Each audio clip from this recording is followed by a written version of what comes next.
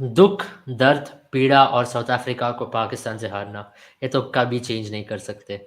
So, on that note, Pakistan defeats South Africa comfortably and they maintain their 100% record since 1999 World Cup against South Africa. And remember, rain in Sydney always haunts South Africans, and it exactly did once again. Pakistan, you would hope that 1992 repeats once again, but for South Africa, they would really be hurting after today's loss. I have Sandeepani and Jaren with me, and we're going to be talking about today's game. It's an exciting game we just got over. An exciting game because you saw a different template from Pakistan. They were able to push a mammoth total against a very strong South African bowling attack, and you saw a lot of drama towards the latter half of that innings. Dropped catches, runouts, this, that. So this was one of those games which we're going to talk in depth. We're going to analyze through faces as to how this game was made by Pakistan. We're going to break down using data as well. Welcome Sandeepani and Jaren on this show. I'll get to Sandeepani first up. Your thoughts on this game, because it was an interesting game of cricket and Pakistan came out smashing. It was not a Pakistan which we expected coming, and that's what we know of Pakistan. When they're down and out, they can come back pretty hard.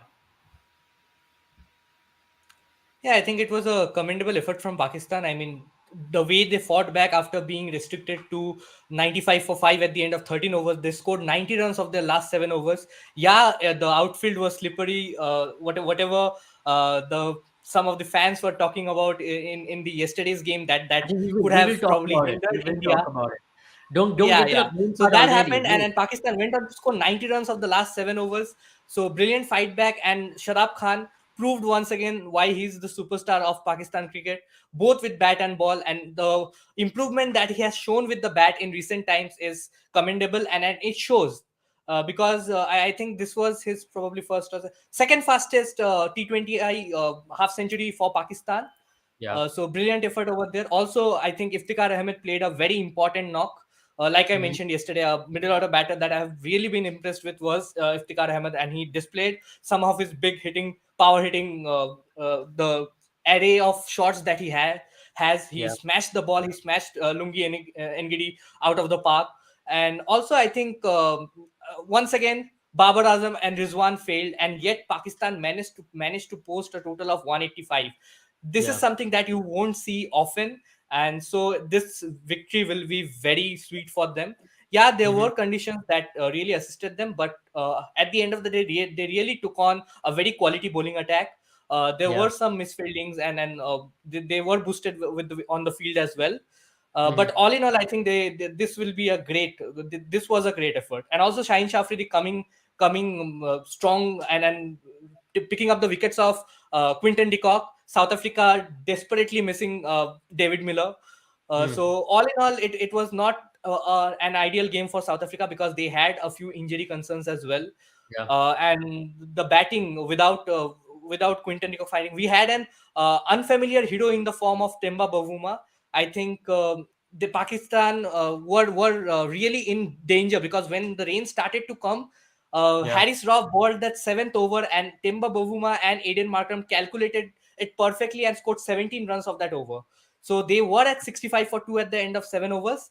And from there, the superstar of Pakistan, Shadab Khan, came in with 1 over, changed the Yeah, complexion of he's the game. quite a superstar. And having said that, now let's look at Pakistan batting because that's what led to this mammoth total, and that's what really helped them. Let's look at the percentage of balls faced and the impact they've had in the game, and that's how we'll start off by talking Pakistan runs scored versus the percentage of balls faced. If you look, it's been, if you look at the percentage of runs scored by Mohammad Harris, he scored 15% of the entire score, but he's just faced 9% of the balls in the entirety of 120 balls. That knock laid the impetus in this entire mammoth score. If you have to say, one might say he only scored close to 30 runs, but that 30 runs knock, what he played of close to 10 balls, really let Pakistan off the shackles. I know Pakistan were 4 down for 43, but that's another story altogether. You lost all your anchors for 43 runs, and I think it has got positive impact in this game, to be very honest. You lost all your anchors, which meant that Pakistan could continue in a certain tempo, and which they did. If you now look at Iftikhar Ahmed, he scored 28% of the runs and he only faced 29% of the balls. And if you look at Shadab Khan, I think his innings was very impressive. He scored 28% of runs and 18% of balls faced. What if you say, Jaren, especially Harris's knock and towards latter and Iftikhar and Shadab's partnership, because that too is the main reason why Pakistan were able to post this score. Yeah, I mean, if you just look at the overall stats on that graph, you'll see that not many batsmen scored. Scored. I mean, utilized too many deliveries without scoring the same percentage of runs, and that's where you would say that the efficiency of sorts when it comes to the Pakistani batters were really good in today's game. Except for a few, I think they would still be a little upset with the way Babar Azam played. Mm. Yeah, And it won't take a statistician to say, six out of 6 runs and 15 deliveries was not a very good innings. And I think any format, maybe except for Test, but yeah, that is not the whole problem, right? If you look at the whole innings, the 15 deliveries that he faced, he was trying to smash the ball out of the park, smash the ball into form. And yeah, it was just wild swings. He looked much less assured than even Naseem Shah and Harris Ruff towards the end of the innings, because at yeah. least we can say that they were able to hit the ball or connect to an extent. But I mean, it shows that he is not in form. He is completely out of touch. But Mm. having said that, Mohammad Harris, that's the innings that really that really helped the Pakistani innings, because it was an innings that was parallelly going along with Babar Azam's innings, where you felt that on one hand Babar Azam was not able to connect at all, and Mohammad Harris was playing as if this was his fifth or sixth World Cup. He came in Yeah, with that attitude. He came in And with that. honestly, I think this is the innings that Pakistan actually needs at number three. They don't need a Shan Yeah, Masood sort of a knock at number correct, three. yeah, This correct. is the absolutely. innings that they need to get their innings on the flow to Yeah, get absolutely. a platform from where they I mean, can that's what actually I bring accelerate. the dot balls faced by these two teams. That really shows a different story as well. Because today, Pakistan number of deliveries for runs scored and dot balls faced, you see a stark contrast in it. When it comes to Pakistan, I know. Look at South Africa. You have to understand it was not a 20 over game for them, so it's a different. It also says, but then Pakistan only dot balls was 47. That really helped them. I know it could speak another story, but many of the dot balls were consumed in that phase where they lost 4 wickets. Then the rebuild happened. But at the same time, if you look, the runs scored is also speaking another story. So it was a well planned kind of a target which was set to them. And if you understand T20 cricket, it's so important to keep going in the same tempo or the same momentum, which a lot of teams do When miss. you And look at the that template what when we're you talking look about at that T20 graph, cricket. I Yeah, go mean, when ahead. you look at that graph, you have to also realize that if you look at the amount of balls that Pakistan had, they had 120 deliveries. They had 120 deliveries they had to face. I mean, there was one delivery that's extra as well because of the no ball that was balled. On the other hand, if you look at South Africa, they only had 84 deliveries to face. So that means one delivery of South Africa was just was 0.8 percentage of their. I mean, one delivery that Pakistan faced is just 0.8 percentage of their overall innings, while one dot ball that South Africa faces is 1.1 percentage. So that itself shows the amount of value that South Africa's one dot ball costed them in terms of Pakistan. And also you have to realize that Pakistan had, South Africa had quite a lot of dot balls. They had almost 50 percentage of their dot balls, while if you compare that to Pakistan, they were able to score almost 60 percentage of the deliveries. So that's what Yeah. the difference was. I felt towards the later half of the innings, Pakistan really utilized their slow deliveries, and they were able to really restrict South Africa. They were not able to get going. South African batters, nothing was coming out the middle of the bat because they were bowling those cutters into the pitch in the That's back of why the I line think we delivery, should look at and the that run was rate really throughout impressive. the stages as well. It also says about how Pakistan were able to absolutely hit towards the latter half of the innings. If you look at the latter half of the innings for Pakistan, they were going at 13 runs per over. It is Yeah. actually something which Pakistan, we never see that of Pakistan. Pakistan are good in towards the middle overs and flourishes with offense in. But one thing was very clear. They were able to maintain their tempo. 8.67 through the middle overs. When you lose 4 wickets, it's very tough. They were able to maintain that tempo, and towards the latter half, they were able to flourish through that. So 13 runs per over, scoring close to 100 runs in the last 7 overs. That was brilliant from Pakistan, isn't it? And that's why you have to credit to Iftikhar and Shadab. So Sunny Mani, go ahead for that. Yeah, I think the graph which you showed regarding the run rate, 13 runs, that makes it 65 of the last five. But Pakistan went on to score 90 of the last seven. So the acceleration that you see in the middle overs, that run rate of 8.67, I think it was bolstered with the last two overs itself. They scored at 12.5 in their last two overs of in that middle over phase. And I think you can do that. Once they lost 5 wickets, I think they knew that 140, 150 on this pitch was not going to be enough. Also, they decided that the outfield is wet, so might as well take the risk and go Yeah. after the bowling. So today, it paid off for them, because you won't see this sort of a knock from Sharab Khan every day. So I mean, even though they won today, but there are still a lot of issues, especially with the top order batting.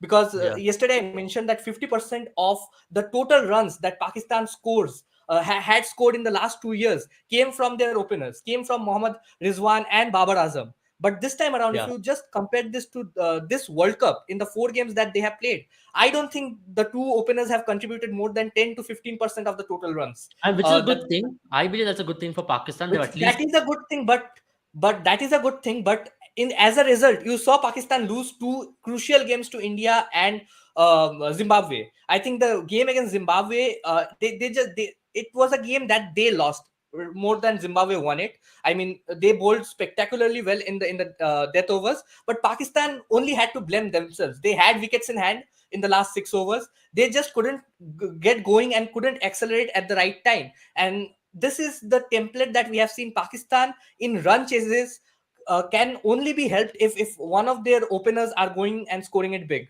Other than that, I feel that this Pakistan team really struggles trying to chase. Again, today they batted first. So I think at 95 for 5 at the end of 13 overs, they probably felt that the pressure was not on them, but South yeah, Africans, because they had nothing to lose. They thought probably 140, 150 was not going to be enough in SCG under lights, and with the mm, overhead conditions being a bit of rain was also expected. So 140, 150 definitely was not going to be enough. So they went for it, and it paid off. absolutely, Uh, absolutely. so I think this is not going to happen every day. Also, with the stats that the dot ball stats that we saw, Pakistan played like scored runs of 74 balls out of the 121. So that is probably over 60%, a bit over 60%, and that has been our problem with the Pakistani team, because Yeah, majority of the runs that Pakistan scores are from Mohammad Rizwan and Babar Azam, who knows how to rotate the strike. But when it comes to the middle orders, they have a big issue in rotating strikes.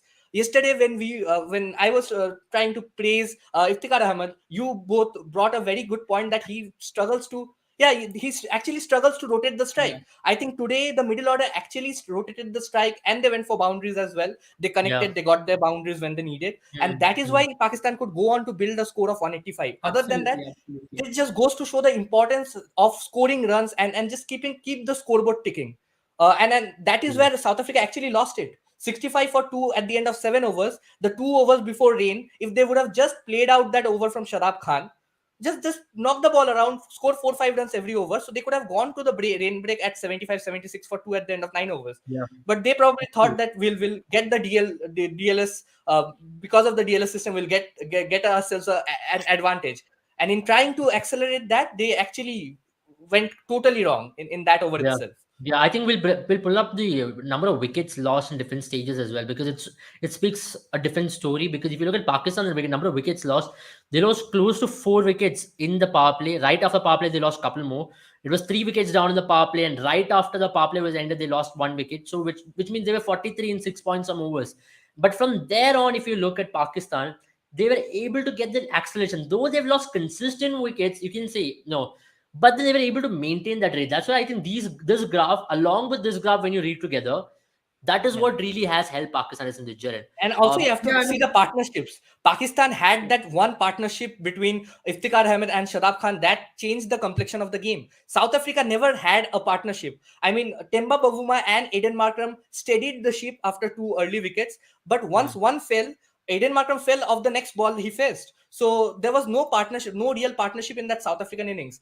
Even when after the rain break, Henrik Klaasen and Tristan Stubbs tried to get a move on, yeah, but 72 of the last five, with 6 wickets in hand, when you know when Parnell is the next man to follow, it was actually a very tall task from South Africa. And I mm, personally, I expected them to crumble, because this Pakistani bowling lineup, especially with the pace that Mohammad Wasim, Harris Ruff mm, had, Harris Ruff had a bad day tonight. But yeah. still, the pace and the way they nail their Yorkers at over 145 kilometers per hour is admirable, is commendable, actually. Absolutely.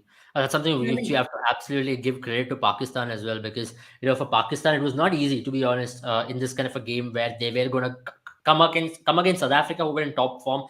Quinton de Kock, if you let him go, and he can absolutely create havoc. But that's why we look at South African batting as well over here, because South African batting, if you have to talk about South African batting, if you look, Temba Bauma was definitely one of their bright sides for today. He scored 25% of team runs, and he only faced 23% of the balls. He had a strike rate close to 200 there. On the other hand, Quinton de Kock, he'll be a disappointment, to be honest, because he did face 5 to 6% of the balls he faced, but he was not able to get off the mark at all. He got out for zero, and he got out to he wanted to slog Shaheen first up, then he missed that. The next ball again he got caught. So he'll be pretty disappointed with that. Riley Russo again getting out to a left arm pacer in the last 5 innings. He's gotten out to a left arm pacer 5 times, and that's when he has not scored a score less more than 100. So a left arm pacer versus Riley Russo has become a pattern which a lot of teams will keep in mind now going ahead into the if they progress into the semi final, of course. And now if you talk about Andre Klaassen, he had a decent game. I thought his entry point was slightly could have been maybe measured. Maybe could have been sent instead of Aiden Markram, or maybe I feel it was also good because he's their best player of spin out there. I still, today David Miller was not there, so of course you had to go to Andre Klaassen, and he did a decent enough job. The ball which he got out was not the best of balls. He top edged it, and at that point he was really getting a move on.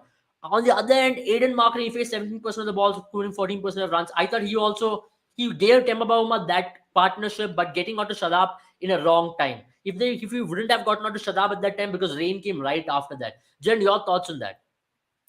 Yeah, I mean, to be very honest, starting if the rain had come right after Pakistan's innings, and if that was when the pause had come in, and you would have expected, I expected Pakistan, I mean South Africa to have the advantage, because even though they scored a lot of runs, Pakistan did lose 9 wickets, and that could have been a disadvantage for them leading into that Duckworth-Lewis method.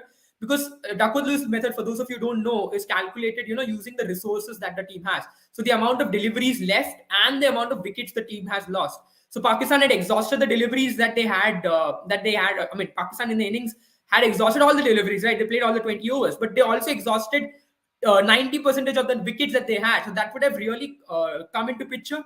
But what went wrong for South Africa is that they lost a lot of wickets as well leading up without scoring too many runs, and that's what really cost them. Especially I think going towards speaking about the death overs comparison that we did, Pakistan and South Africa have lost 4 wickets and 5 wickets each. But if you see the kind of returns that Pakistan got, they scored at 13 runs per over, but South Africa were only scoring at 6.25 runs per over. And Yeah. that's where the match really turned. I think after that death over bowling from South Africa, the game never really shifted towards South Africa. It was all Pakistan from the 15th over onwards. That is where Pakistan really took hold. I mean, had a chokehold of the game, and they never let go. The closest I think they came is when Tristan Stubbs and Heinrich Klaassen had that one over where it looked like, okay, fine, maybe there's something happening here. But right after that, the next over, Shaheen Shafidi came in and just killed the game off. So that is somewhere, Pakistan, credit to Pakistan, where they never really let go. That is something that, as Sandivani mentioned, they really let go of the matches in the past. Last 2 matches, I mean, the ones that they would really regret, one against India, one against Zimbabwe, they would really regret because they let go when they were in control. But today, once they got into the driver's seat, they never let South Africa take over. They make sure that South Africa were defeated comprehensively. Also, if you look at that runs versus balls faced stats that we pulled up, you would see that in comparison to Pakistan, South Africa did not have any batters who scored more runs than the amount of deliveries they consumed. Only Temba Bavuma is the one player who scored 25% of the runs and consumed 23% of the balls. Yeah. And Heinrich Klaassen comes close because he consumed the same amount of balls and runs scored.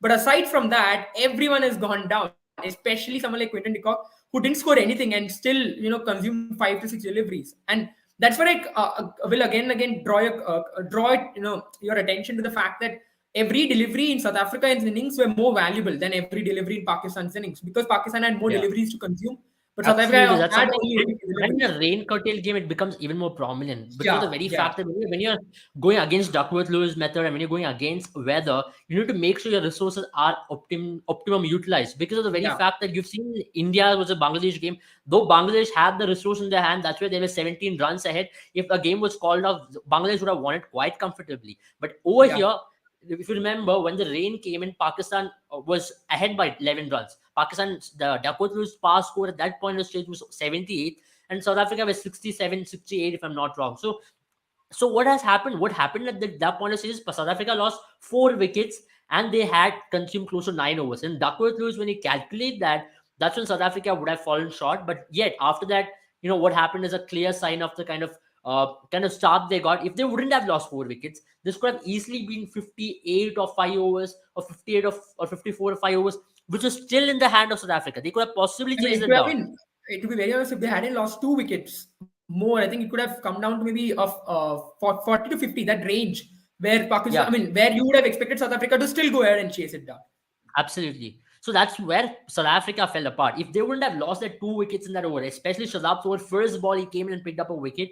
So that's when South Africa was put into back foot. And after that, that flipper with Shadab ball to Aiden Markram, that was a beautiful ball. That was a peach of a ball to talk about it. Yeah.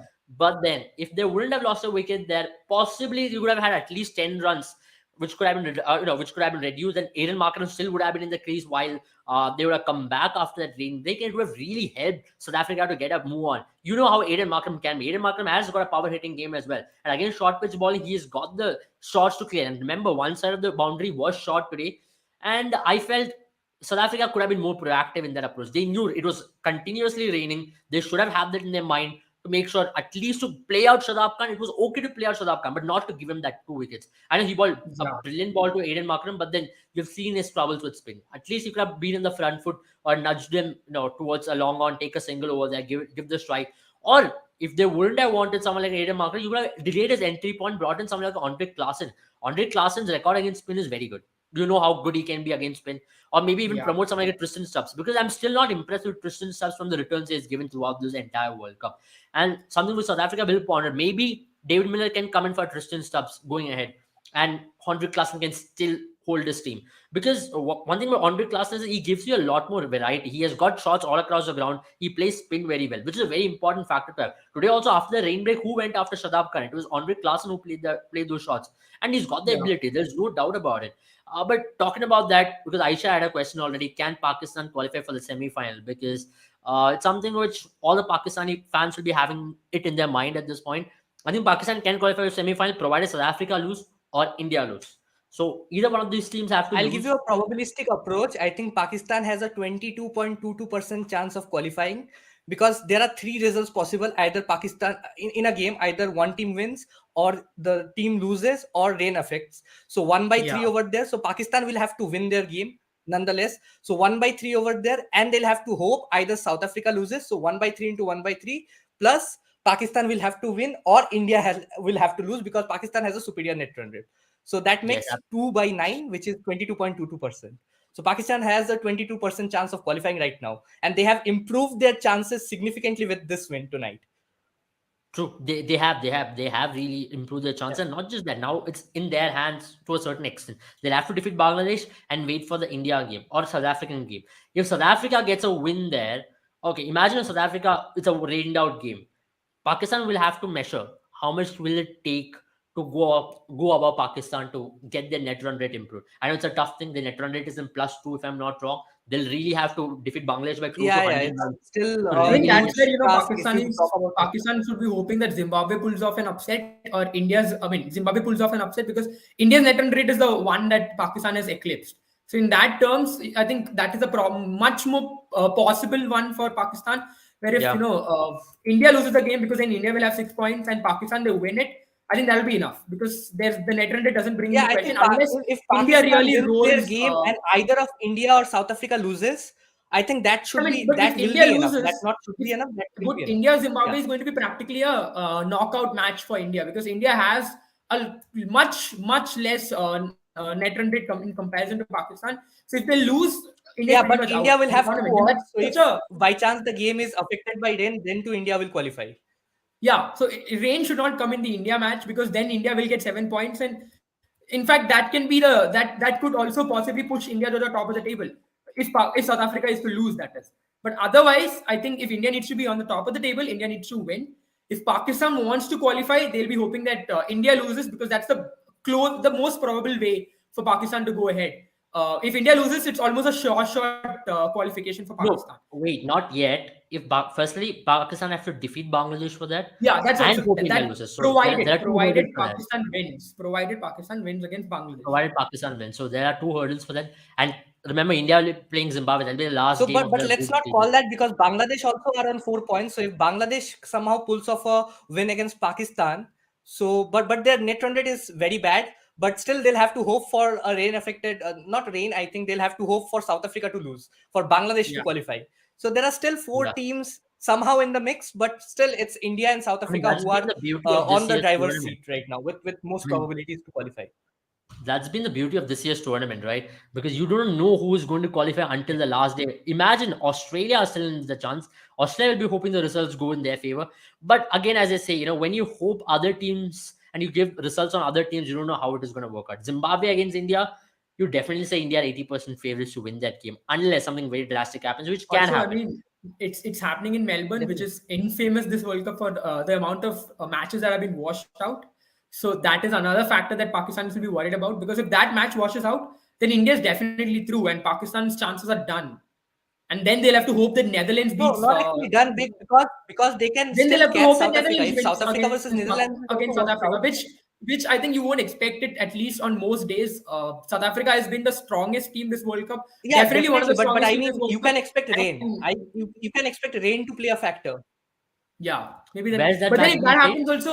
that happens also. South Africa's net run rate is very good, and then they'll have to hope that they beat No, I think Bangladesh with tonight's comprehensively. loss, I think the difference is only, yeah. I mean, the difference is right now only 0.25 with tonight's win. I think Pakistan have Point bridged a three lot of something, gaps yeah, with South yeah, Africa yeah, in terms of point two net five, run yeah. rate. So they'll probably will have to beat Bangladesh by around 30-35 runs and expect for rain between South Africa versus Netherlands.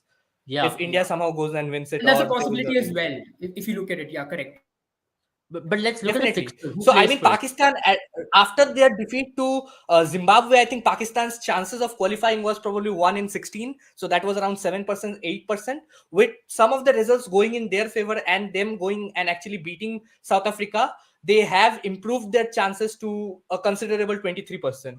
And I think with some luck, they might even go through. I mean, you might see Pakistan and probably India qualify if there is rain in the game between South Africa and Yeah, Netherlands. yeah, there's a huge possibility. Now, what's going to happen is let's look at the fixtures and let's understand what are the ways in which Pakistan can qualify. Because I think Pakistan will be the first team to play among that. Pakistan will be playing first up against Netherlands. No, sorry, against Bangladesh. Then South Africa will be playing against Netherlands. So if that's Alright. the case, then Pakistan will have to wait how that result goes. But Yeah. if Pakistan has something in mind, for example, if that game is a washout between Netherlands and South Africa, and Pakistan is the next one to play, then they can absolutely have this is what we need to go But I to think achieve. that's where, if it is if there is enough rain that South Africa, I mean Netherlands match is washed out, there's a very good chance that amount of rain might affect Pakistan as well, because they're playing in the same ground, and that is something that probably the match could get rain curtailed. The overs could be reduced, and many of those. I mean, many such things like that. Because if that match has to be curtailed, you have to expect that it has to rain for at least maybe a long enough time that the pitch remains wet, or the outfield remains wet. And we all know about Bangladesh and Pakistan don't like to play on wet outfields, so they will have to wait for an extra amount of time before the pitch is completely dry, and then only can they go ahead to play. So I think they wouldn't want rain to come in and destroy the outfield, so as to say. Yeah, because that is a triple header day, and remember the first match starts Indian time 5:30 a.m. That's a first game which is going to kickstart South Africa, and that is going to be between South Africa and Netherlands, and the same. Then Pakistan versus Bangladesh is going to be playing Adelaide as well. That's going to be in the afternoon, later in the afternoon. I think it's still in the morning. It's 9:30 a.m., but it's going to be afternoon in Yeah. Adelaide. But remember, Adelaide Oval can be a little funny at times. Bangladesh will be feeling a lot more confident after that game against India. Shorter side of the boundary can be accessed. And on the other end, Netherlands will be feeling a lot better after their win against Zimbabwe in Adelaide. So it's a funny tournament. Anything can possibly happen. And And the I mean, last if game, you look at the points tables, only one team has not won any match, which is Afghanistan, and every other team has at least won one match in the Super 12. So but that shows Afghanistan how still got competitive two it is. points. Remember that. Yeah, they still have 2 points. Yeah, Yeah, so that's one thing. And India will play four straight knockouts: Bangladesh, Zimbabwe, semi-final, final. See, in this World Cup, every game is a knockout. That's what you. If you have to We've win a seen World Cup, that. you'll have to consider every game as a knockout. And if That's you how. have to be the world champions, you have to beat every And team, and you have to consider we've seen every this, game as right? a India knockout. was I sitting totally agree with it. comfortably at the top of the table. India was looking like the favorites to go to the semis for the first team to go into the semis, and then they get beaten by South Africa, and things become so complicated. And it's just one match that India lost, a match that you would have expected India to lose. At least the probabilities, I mean, the probabilities were very close to India losing or winning. It was a very 50-50 match going ahead into that match. But India lost that match, and now things have become difficult for India as well. So that's Yeah, how it has. It has. competitive this format is, and that's why Yeah. that's the I'll just beauty of pull this up the format. point table meanwhile to understand where things stand at this point. So it'll give you a better idea as to who can qualify and what is net rate at this point. If you look today, Pakistan has really bridged the gap between South Africa and Pakistan, and which means if it's a rained out game, imagine in Adelaide early morning it rains, and towards the latter end of the day it gets better in Adelaide. So there is a possibility. Pakistan fans, brace yourself. You are not still out of it if it is a rained out game in Adelaide. And let's look at the weather. Get your weather apps on, weather radar on. Hope there's a cloud formation, so it's a rained out. But if you have to put it on the paper, Netherlands defeating South Africa is a tough task. It's not an impossibility, but it is a Very tough difficult. task.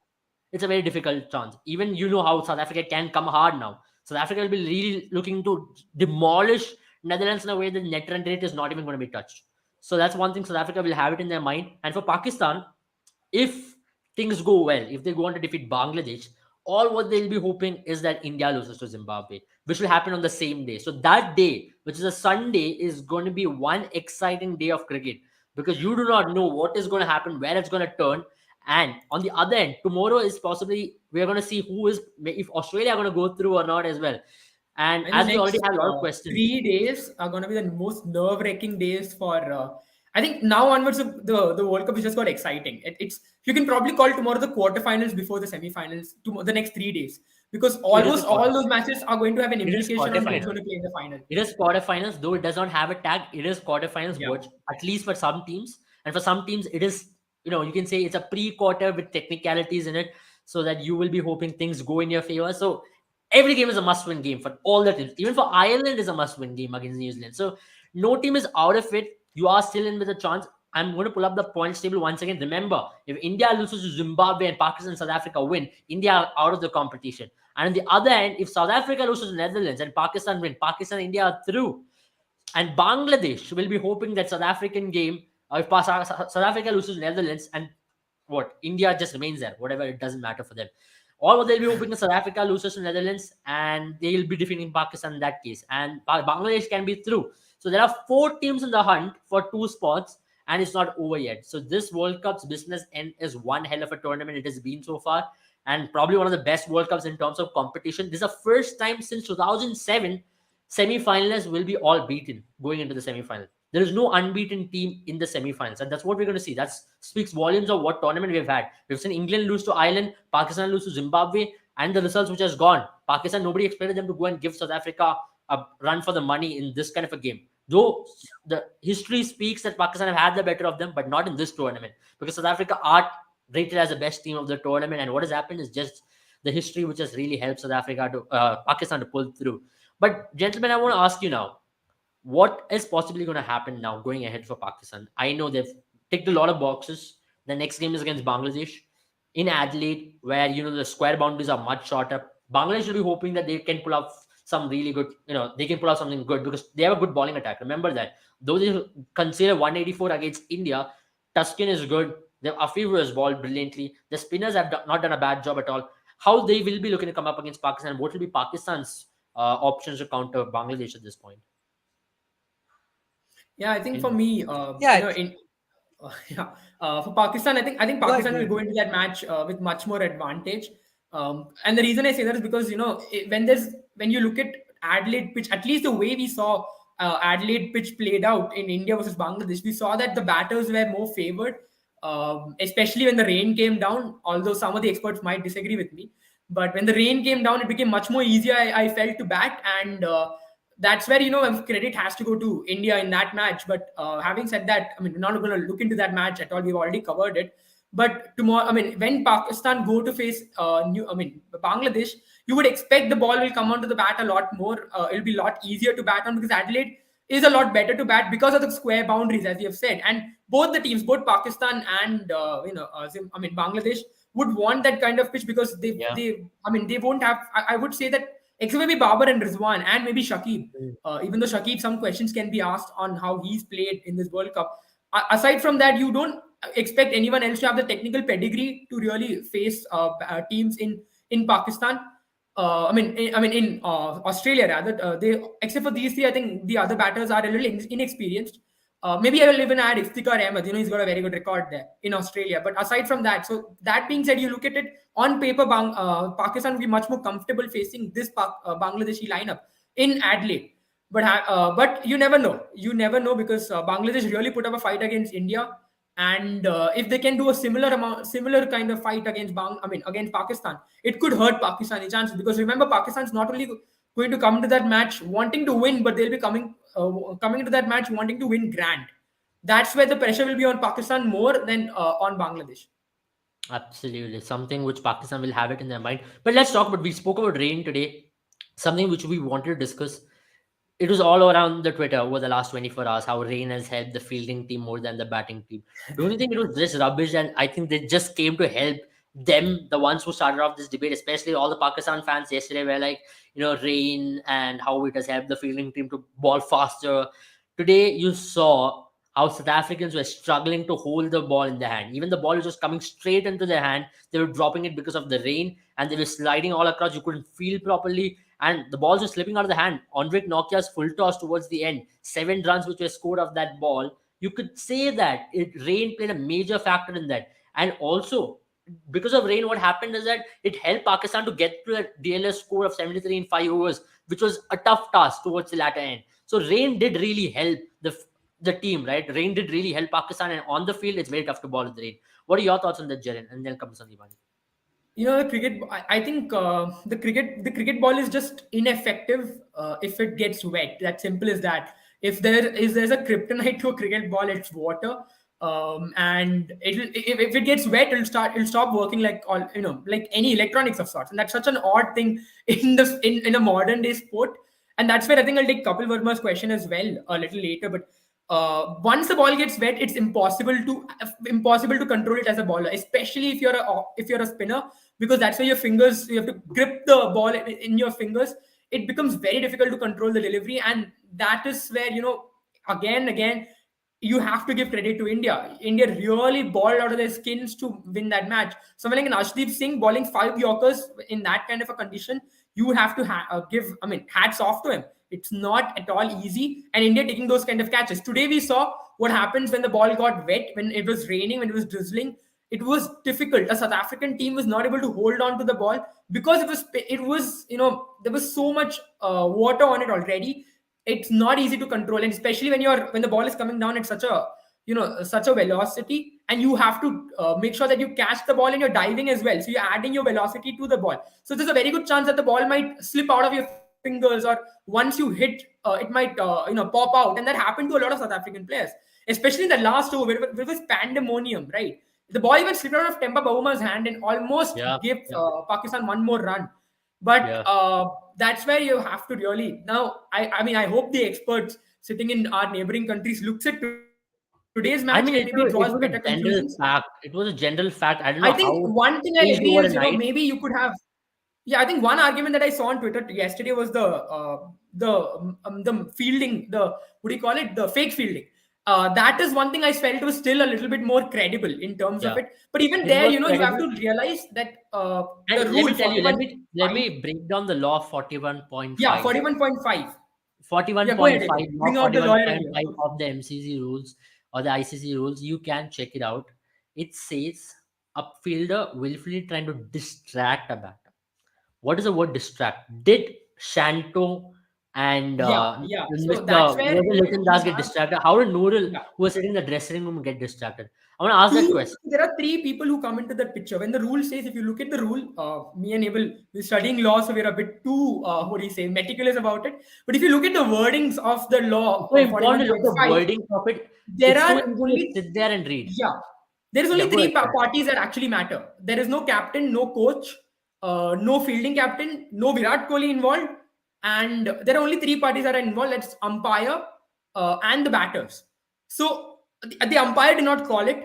That Very maybe much that yes. that is the one thing that you can probably put for question. Why didn't Mariah Erasmus or I don't remember the other umpire, but why didn't they call it? That can be He's the questioned. captain. Yes, but if the batters were the ones who had to raise the question there because they were the ones who were aggrieved and they are the ones who are the third part, two other parties who come into picture. The non-striker or striker, they are the ones who should come in and ask the umpires. If they had asked the umpires, then then that whole procedure could be looked into and looked into whether Virat Kohli was trying something which shouldn't have tried. In my eyes, I think a lot of Indians will probably hate me, but in my eyes, yes, it is fake fielding.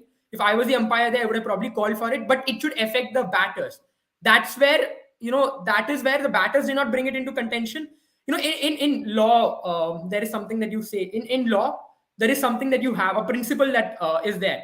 When you are aggrieved, when it is your right, you cannot sleep on the right. I am being a law professor here, but you cannot sleep on the right if you don't exercise your right. If you don't ask the umpires, then you are not allowed to You can't go exercise come your back and ask absolutely. for it. It's, So it's that's as where simple. Shakib Al Hassan or Nurul Hassan, they are not the ones who are aggrieved. It's according to this law right here. They are not the ones who are aggrieved. Let's It's the read the batter. wordings of this law to make it It's very clear. either batter. That is the key Yeah, here. it is unfair for any fielder willfully to attempt by word or action to distract.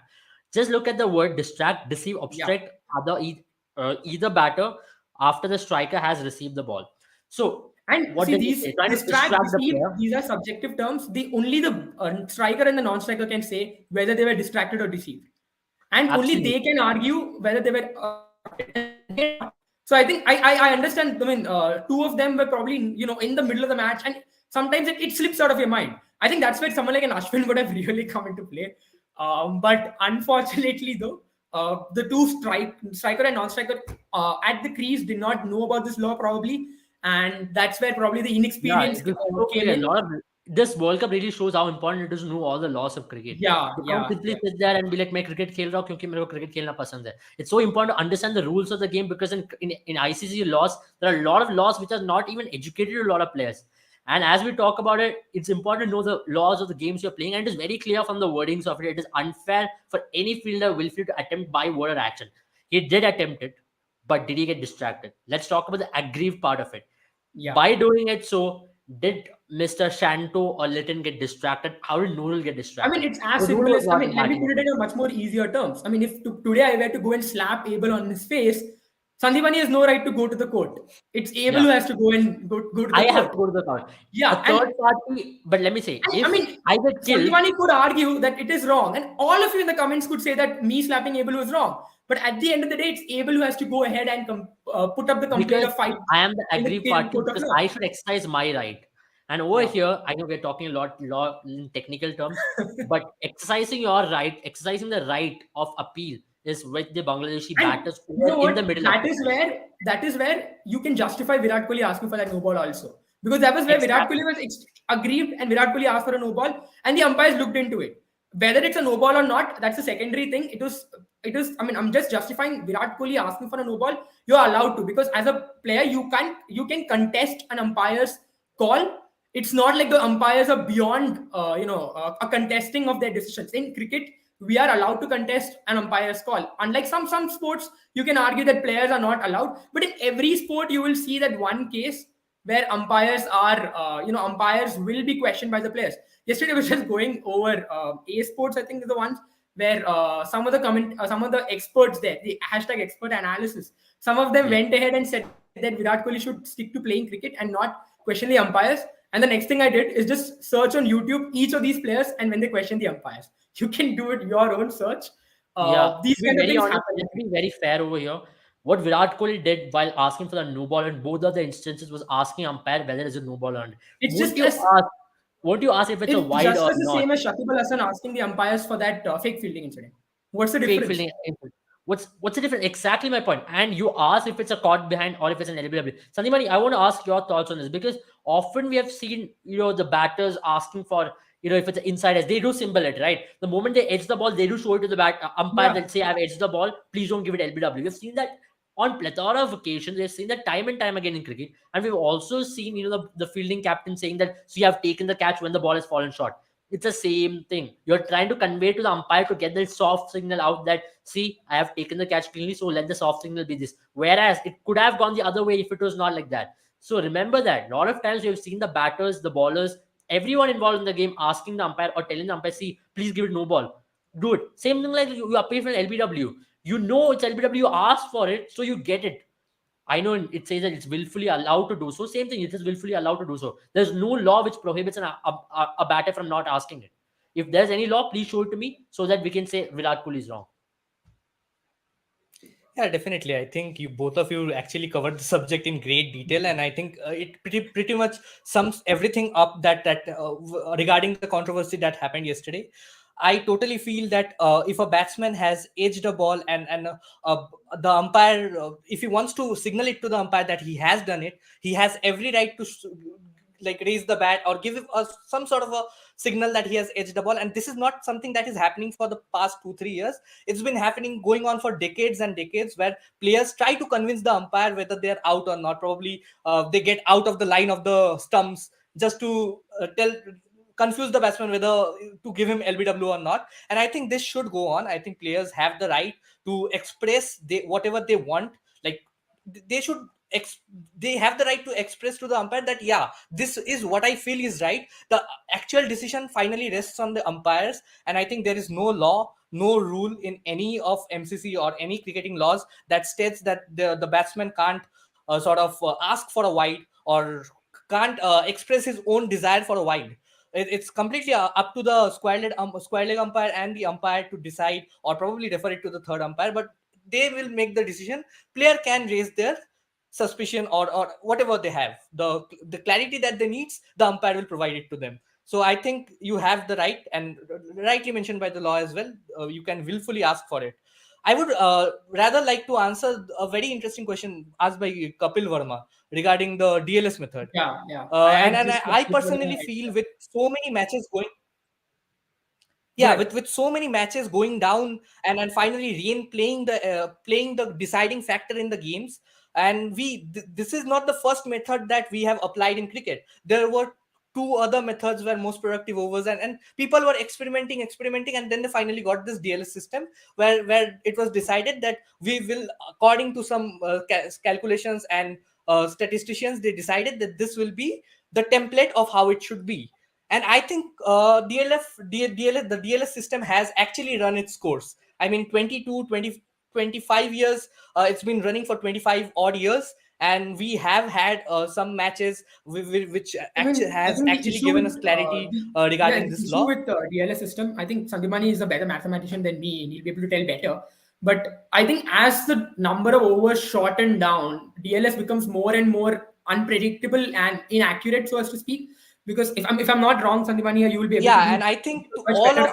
all the people who are interested in statistics and in cricket, I think you guys can go and search VJD system or the Yeah, Jayadevan VJD system. system is also, It that's was also an Indian unit. alternative of DLS system that was introduced by an Indian statistician. It ran its course in all the ICC meetings, and finally they rejected it because the DLS system was still going strong. But with so many arguments and arguments about why is this method actually right for shorter formats where you just have 5 overs and you have to score 72. I think that is where I think Jayadevan has done an extensive research.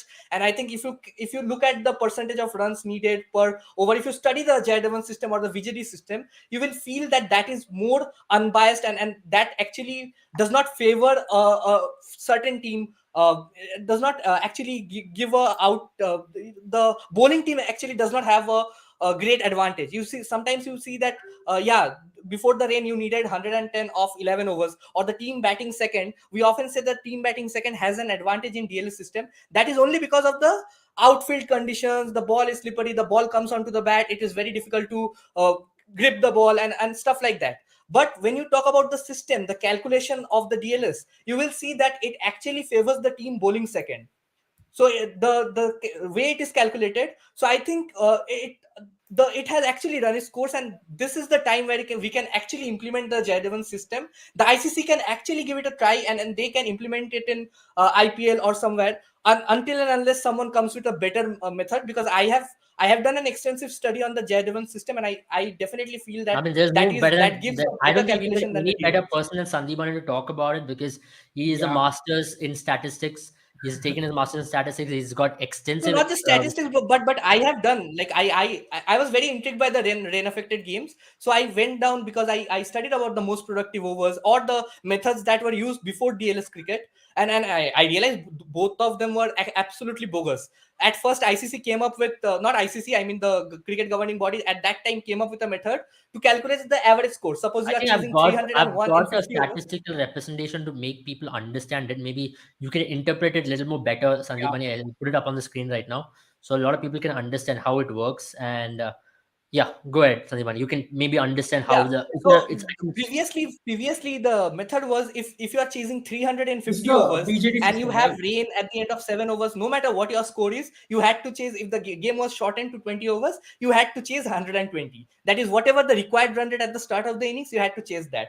Then came the most productive overs method, and that was implemented in the game between South Africa and England in the 1992 World Cup. And that was actually a very poor decision. In that system, what they used to do is, after the team had bat first, whoever came into bat second, the amount of maiden overs, the overs in which least number of runs were scored, were taken out of the game. So basically, South Africa needed 22 to win of 13 deliveries, but South Africa had bowled one maiden over. Sorry, England had bowled one maiden over. South Africa had bowled one maiden over and had considered one run of their of another over. So the least number of runs that England scored in the two overs was one. So they had to chase 22 of one delivery. So only one, or 21 of one delivery. So basically, those systems were bogus. DLS method is like the one that Abel has actually projected on the screen right now, where the normal This and is target VJD scores system. are Yeah, Sandeep, this is VJD system. yeah, it's on a curve sort of a path. But this is the J driven system. If you Yeah. consider the DLS system, you will see that the percentage of overs and percentage of runs, if you see the, you can find the DLS list as well. If you search in Yeah, I think we Wikipedia, have the you graph for can that see as that. well. Abel, if you could just yeah. I'll Yeah. put the DLS graph as well. Meanwhile, yeah, you can continue. Yeah, go ahead. Yeah, so I mean, over there, I think the target estimation that we have, if you see over here, after 20% of overs, Jaydevan has come up with a system where only 20% of the runs should be or appropriate. So he has gone through all the data in cricket, in ODI cricket, that he had from starting way back from 1971. And whatever information that he had regarding this, he took I'll into just put account the all the DLS system matches, in and the hand then he meanwhile. normalized the data. This is a DLS Yeah. system. Then he normalized the data. Yeah, this is the DLS system. So if you see in DLS system, if you have wickets in hand, that will give you an some sort of an undue advantage, one might say. Yeah, it is an advantage which people should have, because they have wickets in hand, so they can accelerate right at the end. But sometimes what happens is, some teams are actually finding it very difficult to get a move on. So they don't lose too many wickets, but they are actually struggling with the bat. So they haven't lost any wickets at the end of 5-6 overs, but they are not going anywhere. That At that point of time, the DLS method will give you an undue advantage to the team batting second. But if we talk about the Jaydevan system, I think there is a column in Jaydevan system where it accounts for the wickets as well. But the data is normalized. When we say normalized, how do we understand if Sachin Tendulkar or Virat Kohli is the greatest cricketer of all time or not? How do we understand that? We understand that by comparing their data to the entire data that we have. So I think that gives you that the normalized data actually gives you a better understanding of what is expected in cricket in modern times. And that is where I feel the VJD system or the Jaydevan system is the time that ICC should implement it. Absolutely. I think Yeah, I mean, that I was think an one extensive. slight point. I mean, Satibal has given an extensive thing about it, but I think if you also look at the curves, right, between the two that we saw, DLS system and the VGC system, Yeah. if you look at the curve, I think, I mean, maybe correct me if I'm wrong, Sandipani here, but if you see the curve in DLS system is much more steeper, and that's the reason why Yeah. I think the target really fluctuates a lot more in shorter formats. But I think in VGD system, the curve isn't as steep. Yeah, So it is that's the not reason why I steep. think It is VGD system almost is a little more on stable. parallel with the target score and the normal score. So it does Yeah, not really go away. If you correct. look at the Basically, in statistical terms, the DLS system is not actually normalized. It is Okay. normalized, but not up to an extent that we would love it to be, because in Hmm. cricket it is a game of fine margins. Normalization is important because you have to have an understanding of what the entire the in a particular generation, what all the players are doing with respect to what you are doing. That will actually give you a better understanding of what you should chase and everything like that. And I think the J11 system is the curve which you said rightly, that it is more normalized. There is no major fluctuations which we see in terms of DLS. And another drawback with DLS is that when you see the graph, it shows resources left with percentage of overs you have remaining. Yeah. The Yeah. resources left is completely based on your wickets remaining. And if you can compare the J11 system over there, when they count the resources remaining, they take into account the number of runs left, the pitch conditions, where the matches have been played, what sort of pitches that like the average of everything is taken into account, which is not taken into account in case of DLS. So the definition of resources left is a bit incomplete according to me. Absolutely. I think I we've mean, I got must some say, really good Sandeep, you are comments the on that, first but ever. I I mean, think we will take them. So it's some really good comments. So see, guys, we have told you time and time again. It's our whole point is to make you people understand and to make you people have a complete understanding as to how you people should be taking the perceiving the game, because we've reached an era where we don't want to simply talk. उसने अच्छा shot मारा है gap में बहुत अच्छा game awareness. There's a lot more things involving in the game. Let it be loss, stats, something which you want to best interpretation of the subject. One, no one else in the world was able to interpret it like this. Yeah, thank you. I mean, that's very sweet of you people to say that. And DLS method, yeah, we already had a couple say that.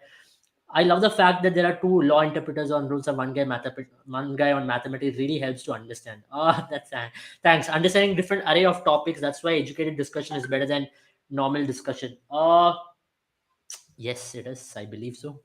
And thank you for that. Thank you for I that, mean, Sean. it's very fascinating. If you want to study the system as well, the models as well, I think I would definitely recommend you to go and study about the unaffected games, the DLS method and J11 system in detail, Hmm. and then you'll understand why Indians are fighting so hard to get this system on board with ICC. And Absolutely. this It is battle has already been going on for implemented in quite your some domestic time. system. In your side Mustaqil trophy or any other trophy, it's VJD system which is used. And only in ICC or any other games across the world, you can see DLS system being used. So that's one thing. Michael Andrew Kabir, thank you for that. I'm sorry I missed it. This is the most in-depth cricket analysis I've heard in my life. Oh, that's a huge compliment, to be honest, for us. And nobody in the world was able to make me understand DLS system. Here you are three experts who deserve recognition. Thank you for that again. Please, ICC, get them on the commentary panel. Um, Thank you maybe very much. someday. Means a lot. Means a lot to us. Hopefully, hopefully, I when mean, I there's have all. less hair on my head, I might come in as a replacement for Ian Bishop.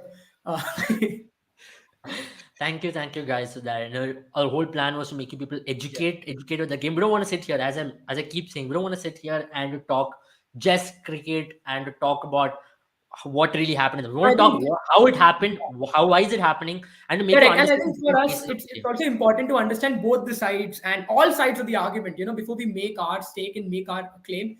Because sometimes it happens that, when you have your bias, because we all have a bias, and everyone, I think each of us, even in the comments, you all have your biases, but it's important for at least someone to step up and bring out all sides.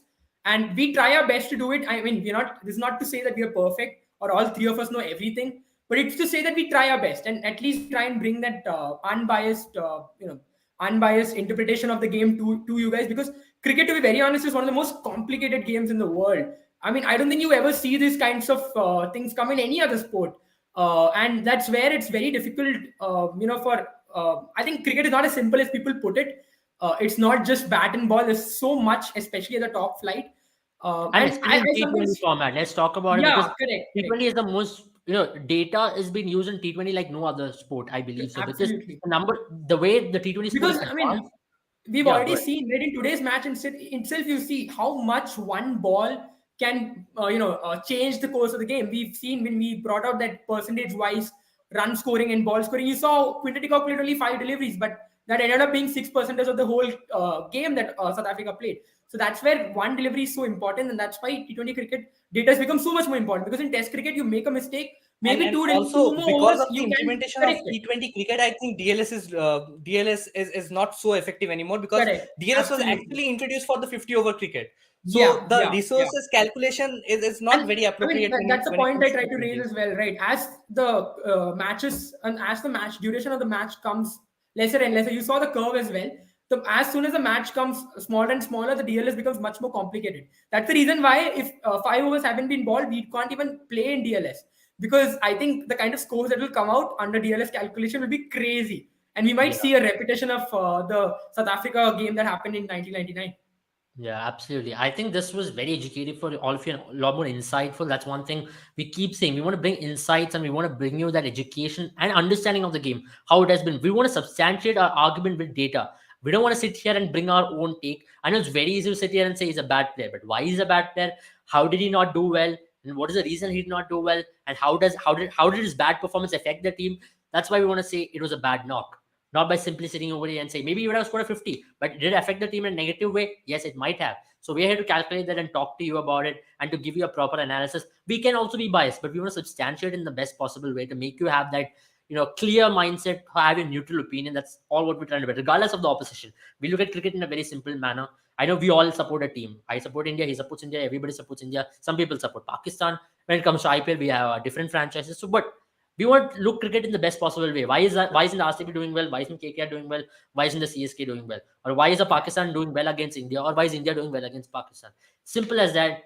On that note, we'll end it right here. We'll be back at 11:30 tonight. So who all are watching us, do come back to join us 11:30. We'll be giving you a more statistical interpretation on the Afghanistan versus Australia game, which will be played tomorrow, and how is it going to really help both their teams in their qualification, especially not Afghanistan, at least Australia, and because Australia's game is so important for Australia for their qualification. What is the margin in which they have to defeat to go above England, and what is the safe zone for Australia? We'll be talking about it and possible playing 11 and fantasy picks as well. Good night. Take care, all of you. Good night, guys. Yeah. Bye bye. Thank you so much Guys. for your Have a good comments. night. Means a lot.